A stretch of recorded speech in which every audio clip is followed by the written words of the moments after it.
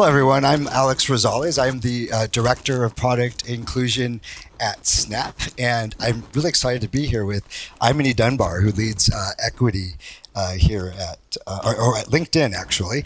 My pronouns are he, him, and Imani's are she, her. And, before we dive in, I think, be a good question for, the audience to know. Imani, what is it that got you into product inclusion? Was it have anything to do with your identity, or was it how did your career go in that direction? How and why did I get into product inclusion? I don't know that I did. I think it kind of chose me.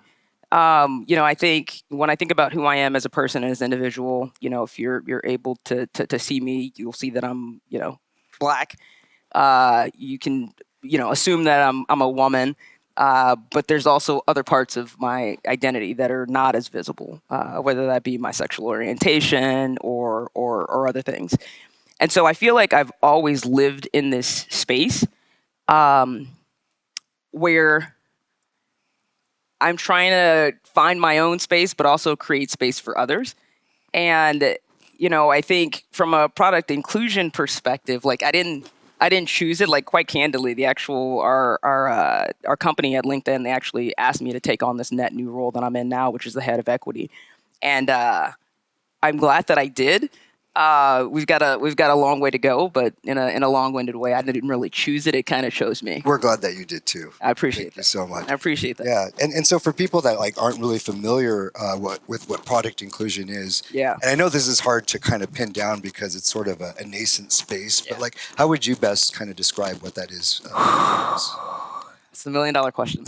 All right, so there's all these terms that are flying around, right? Like equity, inclusion, fairness, super, super ubiquitous terms, but also super nebulous, right? And I think there's a relationship between them. I'm a data person, so I tend to think in data and rows and numbers. And I think there's a relationship between all of these things. Yeah. So what I'll say is, in my mind currently, when I think about product inclusion, I think about that as kind of an input to what I think is the most important, which is equity and overall results and impact and outcomes.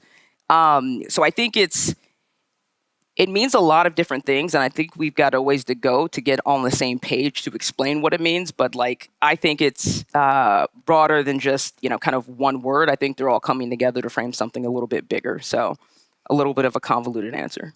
Yeah, and I think that that input of the inclusion leading into equity. Could you talk about that a little bit more?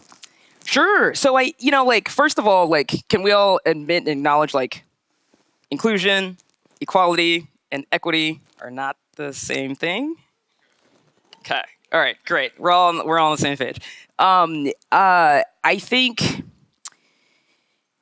I think the important relationship, and I'm going to get to inclusion, but I'm going to start with equality and equity, and this will all make sense in a couple months. I like working backwards from equity. I like that. Yeah. Well, we'll see where I take us. Yeah. You may not like this. But I think so. Look, equality in my mind is the bare minimum, right? That's table stakes.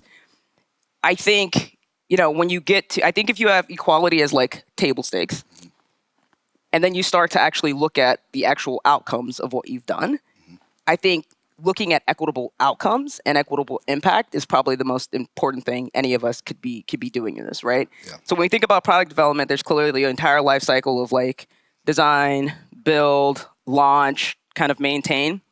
And I think equality and equity play across that full spectrum, along with inclusion. So I think, like equality, I think inclusion is not necessarily enough. I think focusing on actual impact and outcomes is where I'd like to see us spend more of our time and more of our energy and more of our effort. Did I answer that question? Yeah, I think so. I just kind of gave that whole landscape and where do you think that you're spending most of your time right now? I think as a company, where I'm trying to guide and where I'm taking LinkedIn is to squarely kind of be focused on equality and then also equity. Yeah. But again, I want to stress output and impact and results, because you can have equality all the way up, in every stage of the process. Mm-hmm. But then if you're not seeing impact, or you're seeing disparate impact, then there's more work to be done. Absolutely. And you haven't actually like checked it off your list. Absolutely. I'm hyper getting the company focused on output. Yeah, outcomes. And that's so important right impact. now, right? In this climate that we're in, that businesses are starting to make cutbacks, and it's really challenging in order to get things like inclusion prioritized when you're competing with other things that the business might find impactful. How do you make that case for inclusion in the product development process in this climate? All right, so I'm going to answer the question like generically, and then I'll answer it very specifically. Yeah.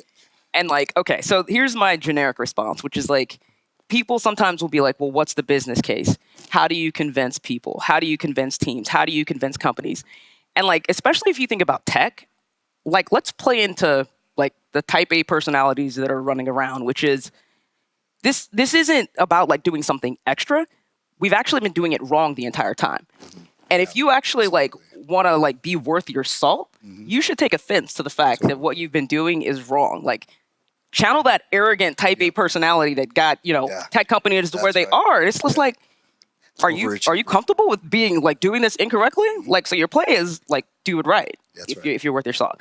Okay, so that's like my generic tangent answer, and I kind of forgot your question now because I got on. Yeah, that's all right. No, just like how are you making that case?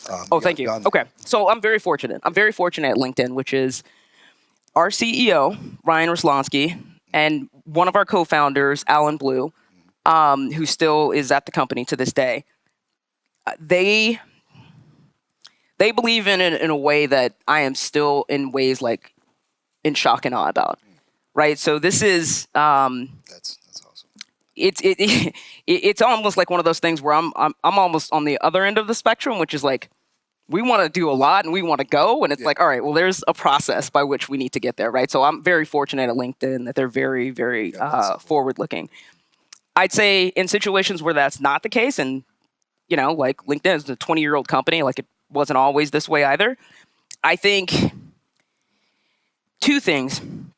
You got to tie it back to the business, right? Like at the end of the day, all of us are serving a community and we're serving a demographic that is oftentimes more diverse and more representative than what we actually see in the hallways, right? But that is the bottom line. Like, those are our members, those are our customers, those are the people who use our product. So like, tie it to a business objective, and if your customer base is trending a certain way, you actually need to try and match that, or at least be able to connect and like relate to that. That's one thing. And then the other thing I'd say, like, find a sponsor, right? And kind of the more, and it's actually, it doesn't even have to be anyone like super, super senior. If they're senior person, then like great. But also if you find someone else and you build up enough critical mass, right? Like, and then you take your case with kind of that group, that can also be helpful and valuable. So those are a couple things, but like, don't be scared to play into the arrogance that sits with a lot of people, which is like, oh, you've been doing something wrong. Oh, what? I'm about to fix it. Like, so I'd say figure out what that combination is. Yeah, is there also an element of a lot of these companies were always striving to be more global, and there's customer bases that we might have kind of left out, and there's opportunities here.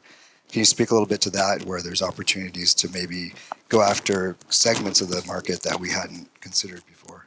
Yeah, I mean, I think this connects back to kind of the prior comment I was making, which is if we all look at our member, customer, whatever we call the folks we interact with, like base, it oftentimes does not look like what we have at our company. So we got to be able to relate to, connect to that.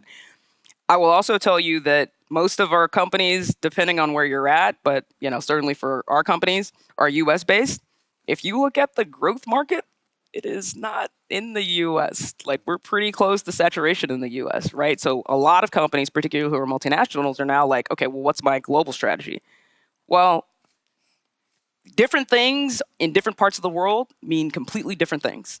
So like, being able to respond and react to that is exceedingly important. And then that ties back to my prior comment, which is like the bottom line, which for many companies, the bottom line in terms of being able to actually grow profit and grow the top line, which is revenue, is abroad. It's not in the US. Right. So, we'd all be remiss if we didn't spend a little time figuring out how do we incorporate that into our growth strategy. Absolutely. And I think part of that strategy too, growing, is looking at what are the sort of technologies that are emerging, right? And how do you leverage those to serve your customers better, especially in this context? Yeah.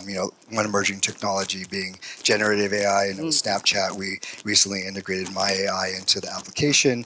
What are your thoughts in terms of like how what are the opportunities and risks there for marginalized communities with regards to the technology? Yeah, that's a really, really good question. So hopefully most people are familiar with LinkedIn. And, we've been doing a lot of work, and at least Ryan's been doing a lot of work talking about Gen AI and the impact to the workforce.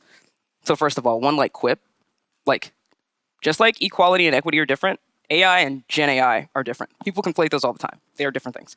I think, let's be real about it, right?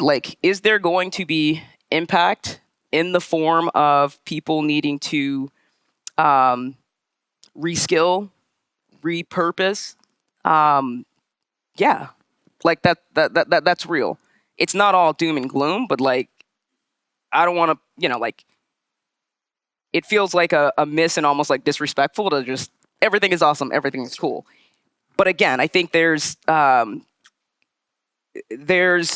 more potential on the upside than there is on the downside. Okay, now, so one of the things that we talk about and we find in our data, the data set we have broadly at LinkedIn, we refer to it as the economic graph, which is all the data points from our member bases and interactions and stuff. There's been an uptick in roles that are posted on LinkedIn that refer to, Gen AI. I think the increase has been 60% increase in those jobs. I think, and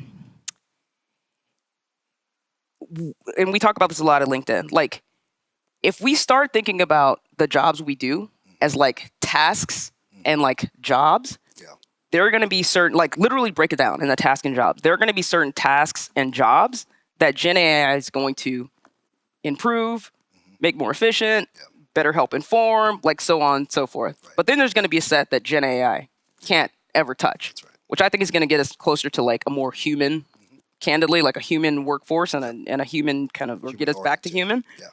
And I think I think the biggest risk, if I had to pick it, is that we don't. I'm watching the timer. I'm still going blank. If we You're good. If we don't find ways to use it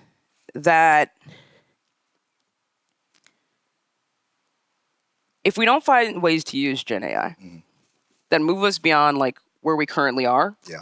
And we don't actually carve out things that are truly innovative and new. Yeah. I think that's the biggest risk, which is not a doom and gloom risk, but a missed opportunity risk. Totally missed opportunity. I don't know if that makes sense. Yeah, no, I agree. And I think it's also a missed opportunity if we don't leverage the ability to create equality in terms of capability, right? You talked about how it can enable people to do things that they couldn't do before, right? So that's a huge, huge opportunity. Since we're short on time, one last question. Can you give the audience one takeaway they can take action on today to get started with product inclusion? I mean, we've done it. We're here, people are watching, people are dialed in. So kudos, you've already done the first step and the first thing. I think the second thing is, this work in this space is heavy. So the second thing I'd say is Amen. Take care of yourself. Absolutely. And then, take care of one another. I think that'll happen as a natural byproduct. And then 3, listen, learn, stay open. Be curious.